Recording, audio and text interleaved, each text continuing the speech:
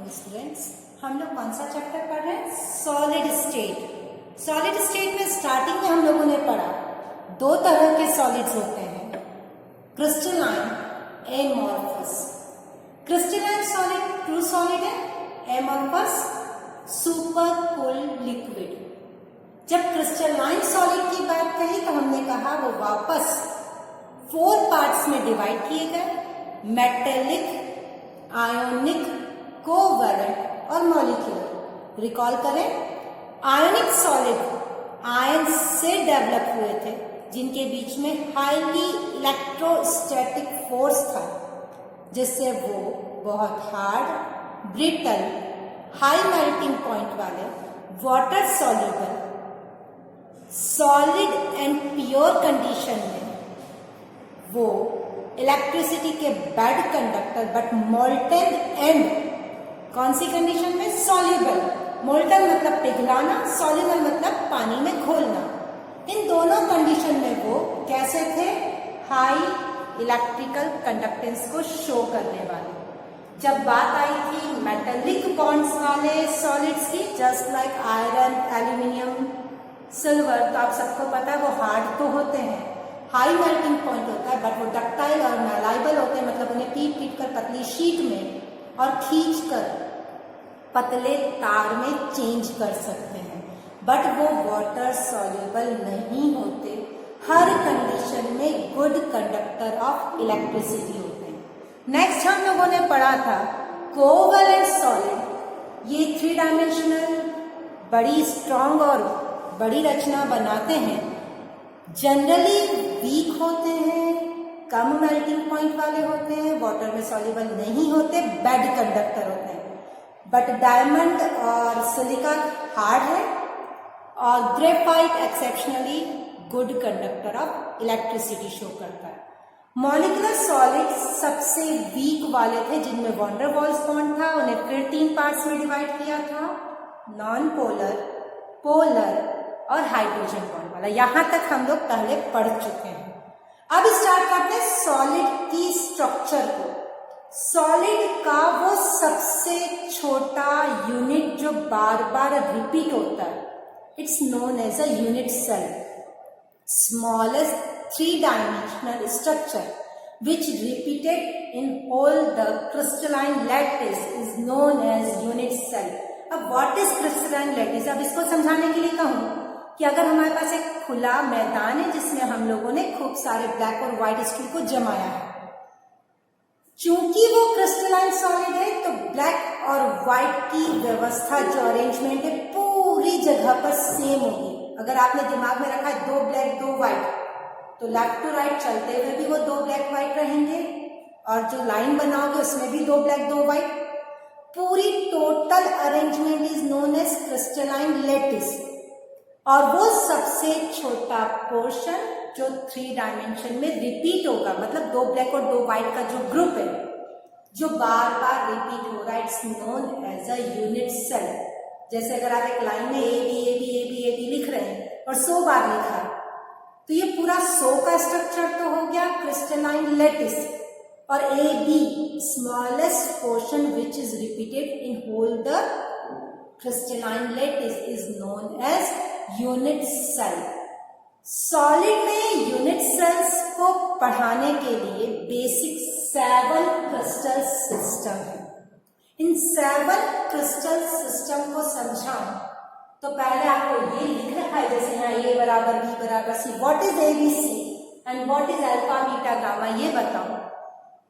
First जो cube लिखा है तो आपके सामने ये क्यूब है। इस क्यूब से स्टार्ट करूं समझाना कि what is face, what is corner, what is edge, इन सब चीजों को समझाने के लिए कि जब भी कोई 3 डायमेंशनल स्ट्रक्चर होता है तो आप सब जने जानते हो एल, बी और एच, लेंथ, ब्रेथ और हाइट के हिसाब से उसे 3 डायमेंशनल कहते हैं। यहां पर इस क्यूब की खासियत है, इसकी तीनों एजेस इक्वल है। अगर इसे मैं ए मानूं, इसे बी मानूं और ये जो जा रही है इधर C, here is A equals to B equals to C। शायद सभी लोग ए बी सी अब समझ गए होंगे किसी भी 3 डायमेंशन स्टेज में जो एजेस हैं, ये एजेस है, टोटल 12 एजेस होते हैं, उनको 3 में लेंथ में, ब्रेथ में और हाइट में बांटा जाता है। 12 एजेस कैसे ये गिनो, 1 2 1 2 3 4 तो आगे वाले फेस में, 4 पीछे, 8, फिर ये 9 10 11 12। घर पर किसी क्यूब को ऐसे हाथ में लेकर गिनना, 12 एजेस आ जाएंगी। 6 फेजेस, 1 2 3 4 5 6, इसमें 6 एजेस हैं। अगर गिनना चाहो तो ये ऑरेंज वाला 1, येलो वाला 2 3 4, सबको अच्छे से पता है 5 और 6, 6 एजेस, 8 कॉर्नर्स, 6 फेजेस, 8 कॉर्नर्स और 12 एजेस होती है। एजेस का जो 3 डायमेंशन उन्हें तो ए बी सी कहा, और अगर इसे मैं ए मानूं और इसे बी मानूं तो यहां जो एंगल बनेगा it's known as alpha. B और सी के बीच में जो एंगल बनेगा it's known as beta. C और ए के बीच में जो एंगल बनेगा it's known as a gamma. यहां पर इस क्यूब को ध्यान से देखें तो इसके A equals to B equals to C है, alpha equals to beta equals to gamma, तीनों ही 90 डिग्री के, ये सब आपको अच्छे से पता है। सारे एंगल 90 डिग्री के हैं, सारी एजेस इक्वल हैं। अगर ऐसा कोई 3 डायमेंशनल स्ट्रक्चर है जिसकी तीनों एजेस इक्वल हों और तीनों bond length, bond angle 90 degree के हो, then it's known as a cube. Next है ट्राइगोनल। घर में यदि तेल का, ऑयल का टिन, मैं प्लास्टिक के कंटेनर की बात नहीं कर रही, टिन देखा हो तो कुछ ऐसा होता है जिसकी ये दोनों एजेस तो इक्वल होती है, ए इक्वल्स टू बी, बट ये वाली एज सी, ये और ये तो इक्वल है। घर जाकर आज या तो घर पे ही बैठे हैं, घर पर अगर आप ऑयल टिन देखें तो उसके ऊपर की दोनों एजेस इक्वल है और जो लेंथ है वो ज्यादा है। It means A equals to B but not C, but उनके जो ये एंगल्स हैं वो 90 डिग्री के हैं। बिल्कुल सीधा का सीधा है, इसीलिए कितने डिग्री के हैं, 90 डिग्री के। तीसरा है ऑर्थोरोम्बिक, दिस वन। अब इसकी ये साइड अलग है, ये अलग है, और ये बिल्कुल छोटी, ये थोड़ी बड़ी और ये और बड़ी। Here is A not equals to B not equals to C, तीनों एजेस इक्वल नहीं है बट एंगल तो, अगर आप देख रहे हो तो सब कितने हैं, 90 डिग्री के। अगर इस एंगल को भी देखें तो 90, इस एंगल को देखें तो 90। इसका सबसे अच्छा एग्जाम्पल ये डस्टर भी है। इस डस्टर से कहूं मैं, ये जो एंगल बन रहा है, ये जो एंगल बन रहा है, इसे मैं अगर अल्फा नाम दूं, इसे अगर मैं बीटा नाम दूं और इसे अगर मैं गामा नाम दूं, A B C alpha beta gamma, यहां पर A is not equals to B, not equals to C, but alpha equals to beta equals to gamma is 90 degree. इन 3 के एग्जाम्पल तो हमें बहुत आसानी से मिल जाते हैं अपने आसपास। अब बात आती है इन सब की। सबसे पहले आपको नाम याद करना है। तो आप फर्स्ट डे ये लाइन से 7 नाम याद करेंगे। Cube, tetragonal, orthorhombic, monoclinic, hexagonal, rhombohedral, triclinic. इसी सीरीज में याद करेंगे। जब 6-7 बार आपको लिखना याद हो जाए तो नेक्स्ट डे ये वाली लाइन याद करेंगे। A equals to B equals to C. Second, A is equal to B but not C. A is not B not C. अगर आप ध्यान से देखें तो थर्ड, फोर्थ और सिक्स्थ, थर्ड, फोर्थ और सिक्स्थ में तीनों एजेस इक्वल नहीं है। A is not B equals to not equals to C. जब आप याद करें तो इसे लिख कर याद करें। नाम लिखने के बाद जब ये सीरीज याद करें तो इनको नाम से ना जोड़ें। आप 7 को लाइन से लिखें, अपने आप चार्ट तैयार हो जाएगा, क्योंकि अगर आप एक एक याद करेंगे तो टाइम ज्यादा लगेगा और भूलने के चांसेस है। अब बात करते हैं मोनोक्लिनिक की। मैं मोनोक्लिनिक को ट्राई जरूर करती हूँ, बट यहाँ पर उसे 3 डायमेंशनल रूप में समझाना, एग्जाम्पल देना मुश्किल है, पर फिर भी बता दो। ये है A is not B not सी। अब इसमें आप ये माने ये और ये इक्वल्स नहीं है, इसको अगर ऐसे मोड़ दो, ये मोड़ दिया। अब इस एंगल को देखो, ये एंगल अब 90 डिग्री का नहीं रहा।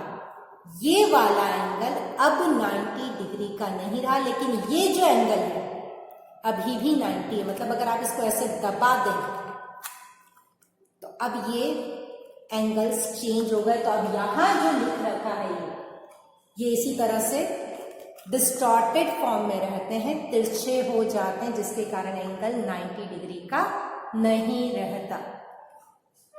पूरे इसको पढ़ने के बाद कुछ खास बातें यहां पर पूरे चैप्टर में हम किसे ध्यान देंगे? क्यूब। क्यूब क्या है? when a equals to b equals to c, alpha is equal to beta is equal to gamma is equal to 90। यहां अब मैं कुछ डायग्राम बना रही हूं।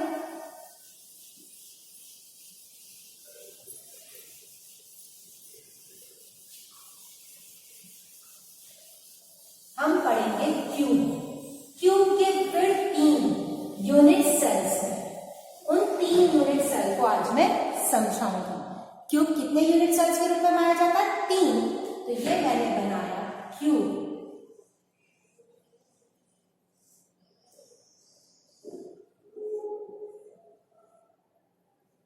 हम यहां पर ये ध्यान रखेंगे कि तीनों एजेस इक्वल आए। कोशिश करें, हमेशा पॉसिबल नहीं हो, कोई बात नहीं, पर कम से कम। ये क्यूब के 8 कॉर्नर है, तो जो पार्टिकल है उसको थोड़ा सा गोल्डन बनाए। कितने पार्टिकल्स है? 8। 1 2 3 4 5 6 7 8। ये बेसिक यूनिट कहलाती है। कौन सी यूनिट कहलाती है? बेसिक, जहां पार्टिकल केवल कॉर्नर पर होते हैं। आप लोगों से परसों जब बात की थी तब मैंने कहा था आप इमेजिन करें कि आपके रूम के कॉर्नर पर कोई पार्टिकल है तो कितने रूम का हिस्सा होगा। आप ये इमेजिन करें इसके पास में भी सेम ब्लॉक है। मैं थोड़ा सा ऐसे ही बना देती हूँ, जैसे एक रूम इधर पास में, एक पीछे भी है और एक ये भी। मतलब ये पार्टिकल नीचे की तरफ 1 रूम 2 रूम 3 रूम और 4 रूम का हिस्सा है। इसके ऊपर और रूम होंगे सेम 4। तो ये कॉर्नर वाला पार्टिकल कितने रूम का हिस्सा हुआ? कितनी बेसिक यूनिट्स का हिस्सा हुआ? 1। यदि मुझे कोई कहे कि आपके रूम की दीवार बनवानी और दीवार 2 घरों के बीच की है, तो हम कहेंगे कि दीवार बनाने का खर्चा हाफ कर लो, बिकॉज जो वॉल है वो 2 का कॉमन है, तो रुपीस भी आधे आधे बांट लो। ये पार्टिकल 8 का कॉमन है, तो इसके हिस्से, खुद के हिस्से में कितना पोर्शन आएगा? इसका 1/8। तो आज से हम याद रखेंगे। ये वापस में जा रही हूं, कुछ चीजें याद कराओ। इसे देखते हुए या इस क्यूब को देखते हुए, अगर कॉर्नर पर पार्टिकल होता है कितने भागों में बटेगा? 8 पार्ट्स, मीन्स 1/8। यदि फेज के बीच में है, जैसे ये व्हाइट वाला, भाई अगर एक और क्यूब यहां रख दूं तो ये व्हाइट वाला कितने के हिस्से में जाएगा? 2 पार्ट्स के। आप सोचो, इमेजिन करो कि छत के बीचों बीच जहां पंखा लगा है वहां जगह छेद कर एक बॉल हाफ फिक्स कर दो। वो बॉल कितने रूम में दिखेगी? एक तो अपने इस नीचे वाले और एक ऊपर वाले में। नीचे ऊपर के रूम में जो जमीन है उस पर नजर आ रही होगी, मतलब 2 का हिस्सा। तो जो कॉर्नर होते हैं, कॉर्नर पार्टिकल्स का कितना हिस्सा निकाला जाता है? 1/8। फेस का, अब पार्टिकल्स को काउंट करने की। पार्टिकल्स कैसे काउंट करते हैं, तो पार्टिकल है किस जगह पर उस क्यूब में वो देखना है। क्यूब में क्या क्या हो सकता है, कॉर्नर हो सकते हैं। यदि कॉर्नर पर पार्टिकल है तो क्योंकि वो 8 क्यूब्स में बट रहा है तो उस क्यूब के हिस्से में आएगा 1/8। यदि मेरी दीवार 2 घरों में बट रही है तो मेरे हिस्से में हाफ। आप मान के चले आपके इस रूम में 6 दीवार है, वैसे तो 4 दीवारें होती, पर 6 कैसे कह रही हो, छत को भी दीवार मान रहे हो और जमीन को भी। और हर दीवार यदि 2-2 रूम में कॉमन हो रही हो तो दिखने के लिए तो 6 दीवारें हैं, पर आपके हिस्से कितने आएगी, सबकी हाफ, मीन 6 इंटू हाफ। इसका मतलब आपके पास कितनी दीवारें, 3। ऐसे काउंट करना है। इमेजिन करो कॉर्नर पर बॉल लगी है, क्योंकि उस कॉर्नर पर जो बॉल लगी वो 8 रूम में 8 रूम्स में हिस्सा हो रहा है। ये मैंने बनाया। सिंपल क्यूब में केवल कॉर्नर पर पार्टिकल्स होते हैं, तो कितने कॉर्नर है, 1 2 3 4 5 6 7 8, और दिखने के लिए वो 8 पार्टिकल्स है, पर हर पार्टिकल्स का कितना हिस्सा इसके पास है, 1/8। तो 8 का 1/8, 8 इंटू 1/8 मीन्स 1। तो अगर कोई पूछता है सिंपल क्यूब में नंबर ऑफ पार्टिकल्स कितने हैं, how many particles in simple cube, तो आंसर 8 नहीं होगा, कितना होगा, 1। ऐसा क्यूब जिसके केवल कॉर्नर्स पर पार्टिकल हो, then it's known as simple cube. जैसे मैंने ये क्यूब बनाया, इस क्यूब को होलो माने, फेजेस हैं, बट पार्टिकल्स जो गोले लगे हुए वो सिर्फ 1 2 3 4 5 6 7 8 कॉर्नर्स पर लगे हैं, then it's known as simple cube. यदि किसी क्यूब में पार्टिकल्स कॉर्नर्स पर तो लगे ही हैं, एक बात ध्यान रखना, कॉर्नर्स पर पार्टिकल बनाना मस्ट है। जब आपसे डायग्राम पूछा जाता है कि बॉडी सेंटर क्यूब का डायग्राम बनाए, तो आप बॉडी के बीचों बीच पार्टिकल तो बना देते हैं ये वाला, बट 8 कॉर्नर्स पर पार्टिकल बनाना भूल जाते हैं, जिससे नंबर 0 हो जाता है। आदत बनाएं कि किसी भी प्रकार के क्यूब का आपसे डायग्राम पूछा गया है, चाहे वो सिंपल क्यूब हो, बॉडी सेंटर हो, फेज सेंटर, आपको 8 जो कॉर्नर्स है उन पर उनके डॉट्स बनाने हैं। क्यूब के जो 3 क्लासिफिकेशन हमारे कोर्स में है वो है 3, कौन सा, सबसे पहले simple cube, when the particles are at only the corners, then the cube is known as simple cube. Number of particles is 1 because 8 at corner, और सबका कितना हिस्सा निकाला है, 1/8, तो टोटल नंबर ऑफ पार्टिकल कितने होंगे, 1। यदि कॉर्नर के साथ साथ बॉडी के बीचों बीच, मतलब आपके रूम में जो एक तो कॉर्नर पे लगे और एक बीच में बॉल रखी जाए, बीच की जो बॉल है, क्योंकि वो किसी भी रूम का हिस्सा नहीं, पूरा के पूरा मेरा ही है, तो कैसे पार्टिकल काउंट करेंगे, 8 पार्टिकल्स एट कॉर्नर, 8 का कितना हिस्सा होगा, 1/8, कितना हो गया, 1। और जो बीचों बीच पार्टिकल है वो तो पूरा के पूरा उस बॉडी का ही है, खुद का है, तो 1 पार्टिकल एट सेंटर, पूरा के पूरा मेरा, ये 1 + 1, तो BCC में नंबर ऑफ पार्टिकल्स हो गए 2। अब तीसरा है फेज सेंटर क्यूब। इसमें भी वापस वही कॉर्नर्स पर तो है ही। आप अपने रूम की कल्पना करें, रूम के 8 कॉर्नर्स पर बॉल लगी और एक एक बॉल, ये जो बीच की जगह है जहां पंखा लगा है वहां फोड़ कर लगा दी, तो अगर पंखा की दीवार फोड़ के आप लगा देते हो तो आधी बॉल इस रूम में और आधी ऊपर वाले रूम में, मतलब 6 दीवारें। वापस 6 दीवारें किसको बोला अपन ने, 4 तो दीवार, एक नीचे की जमीन और एक छत, सबको बीच में से बॉल अगर अटैच कर दी जाए तो हर दीवार पर लगी बॉल 2 रूम का हिस्सा होगी।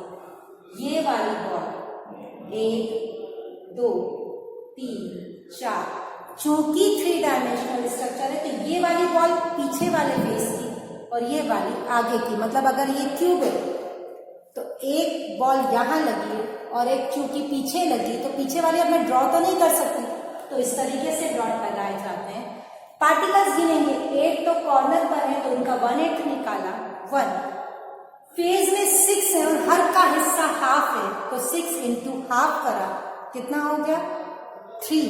टोटल पार्टिकल्स के नंबर कितने हो गए 4। आज जो हमने पढ़ा उसको फिर थोड़ा सा रिवाइज करें। सबसे पहले तो किसी भी 3 डायमेंशनल स्ट्रक्चर्स को अगर हम यहाँ देख रहे हैं सॉलिड केस में तो टोटल 6 पैरामीटर्स होते हैं। 6 पैरामीटर में से 3 तो एजेस होती हैं ए, बी और सी, और 3 एंगल्स होते हैं अल्फा, बीटा और गामा। इस आधार पर हमने इसे टोटल 7 पार्ट्स में बांटा। Cube, tetragonal, orthorhombic, monoclinic, hexagonal, rhombohedral और ट्राइक्लिनिक। इनमें इनके ए, बी और सी, अल्फा, बीटा और गामा में चेंज था। फिर हम लोगों के कोर्स का हमने क्यूब पढ़ा। What is cube? When A equals to B equals to C and when alpha equals to beta is equal to gamma is 90। इनमें पार्टिकल के अरेंजमेंट अपने कोर्स में 3 टाइप्स के हैं। चौथा और होता है वो भी लिख रही हूँ, पर अभी फिलहाल ये 3 टाइप्स के। चौथा क्यूब में नहीं होता। जो चौथा वाला स्ट्रक्चर है वो ऑर्थोरोम्बिक में पाया जाता है। ऑर्थोरोम्बिक क्या था? जब A is not B is not C, वो इसी में ड्रॉ करके बताती हूँ, पर पहले इन 3 को सीख लें। इन 3 में फर्स्ट है सिंपल स्ट्रक्चर। सिंपल में केवल कॉर्नर्स पर है। कॉर्नर्स पर जब पार्टिकल्स हों तो उनका 1/8 पार्ट अपने हिस्से आता है। 8 into 1/8, number of particle is 1।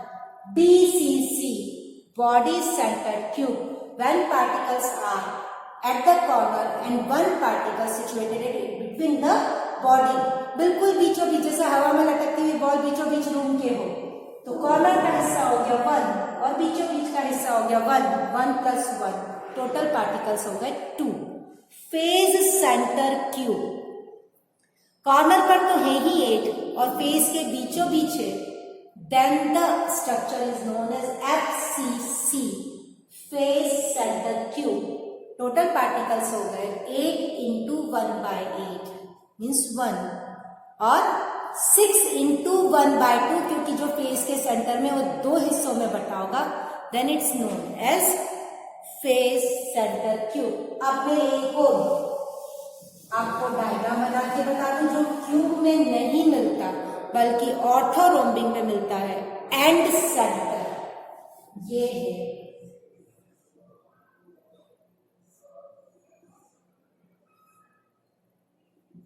ये तीनों एजेस इक्वल नहीं है, बनने में लगभग संख्या 8 तो कॉर्नर्स होंगे ही। एंड सेंटर और 2 किसी भी आमने सामने वाली फेस पर, किसी भी आमने सामने वाली फेस पर, मैंने इधर ड्रॉ किया, यहां भी हो सकता है। आमने सामने वाली फेस के सेंटर में हो तो इसका पार्टिकल हो जाएगा 1/8 और 2 ही फेस पर है, इनका हाफ, टोटल हो गया 2। आपको एक डायग्राम बना के दे रही हूं, मुझे उसमें आप पार्टिकल्स गिनकर बताएंगे।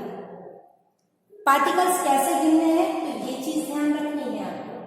यहाँ डायग्राम बना रही हूँ, आपको मुझे टोटल पार्टिकल्स के नंबर गिनकर बताने हैं। जैसे ये एक काल्पनिक, पूरी तरह से हाइपोथेटिकल इस अर्थ पर नहीं पाया जाता, सिर्फ आपको पार्टिकल्स गिनने के लिए बता रही हूँ। मान लें एक क्यूब है, मैं जो गोले लगा रही हूँ कॉर्नर पर है। आपको काउंट करना है कितने कॉर्नर है, उनका कितना हिस्सा होगा। मैं जो ट्रायंगल बना रही हूँ वो फेस पर है।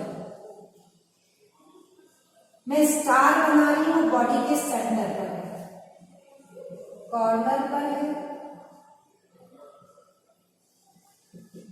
फेस पर है, बॉडी के सेंटर पर है। As per.